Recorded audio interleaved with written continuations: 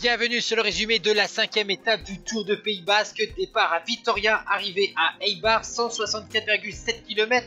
Nous sommes dans les 60 derniers kilomètres, donc dans la partie la plus difficile de cette étape avec 3 grosses ascensions. Donc nous sommes dans l'ascension d'Elesua, 7 km à 7,5% de moyenne. L'étape a été marquée par une échappée de 13 coureurs. Horace de la Movistar, Latour de la G2R, Fraile d'Astana, Haus de l'Education First, Padoun de la Bahreïn, Albazini et Verona de la Mitchelton Scott, Castroviero de la Sky, Vanderson de la Lotto Soudal, José Herrada de la Cofidis, McCarthy vainqueur de la 3e étape de la Bora et le jeune Australien Hindley de la Sunweb.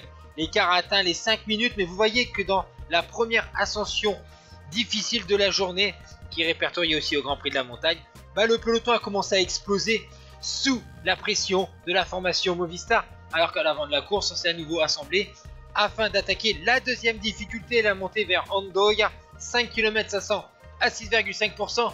Vous voyez que c'est Fraile qui emmène le groupe de tête, alors que derrière, la Lotto Jumbo de Roglic a donné un petit coup de main à la formation Movistar, mais la formation espagnole est décidée à accélérer l'allure dans cette deuxième ascension avec les Bahreïn à l'affût, avec Yon Izagirre qui est normalement le leader de cette formation puisque Gorka a réalisé un très mauvais chrono hier. Vous voyez que Mikel Landa est décidé sur ces terres à reprendre le pouvoir. Ensuite, le Bast va accélérer, mais Roglic veille au gras. On voit que Alaphilippe est là avec son maillot vert. Ensuite, c'est Yon Izagirre qui va accélérer et là, ça va commencer à exploser au sein du groupe de tête. Ils ne sont plus que 4 avec Uran, Yon Izagirre, Mikel Landa et bien sûr Roglic, alors que Alaphilippe est quelques mètres derrière, mais on voit qu'il n'est pas en grande forme. Le puncher français, il est accompagné notamment de Dylan Teuns et de Rui Costa. Voici le quatuor de tête qui a seulement une vingtaine de secondes pour l'instant sur Alaphilippe. Mais on voit qu'à l'avant de la course, on continue à bien collaborer avec Castroviero, avec Herrada, le jeune Hindley, Fraile, Carlos Verona et Padoun, le jeune Ukrainien de la formation Bahreïn. C'est un des rares coureurs jeunes de cette équipe bahreïnite. Ensuite, on va attaquer la dernière montée du jour vers Atsuki, 6 km 100 à 7,1%, alors que sein du groupe des leaders, on a laissé tomber Uran, enfin Uran n'a pas pu suivre, et en plus on récupère Horace qui était devant pour donner un coup de main à son leader Landa.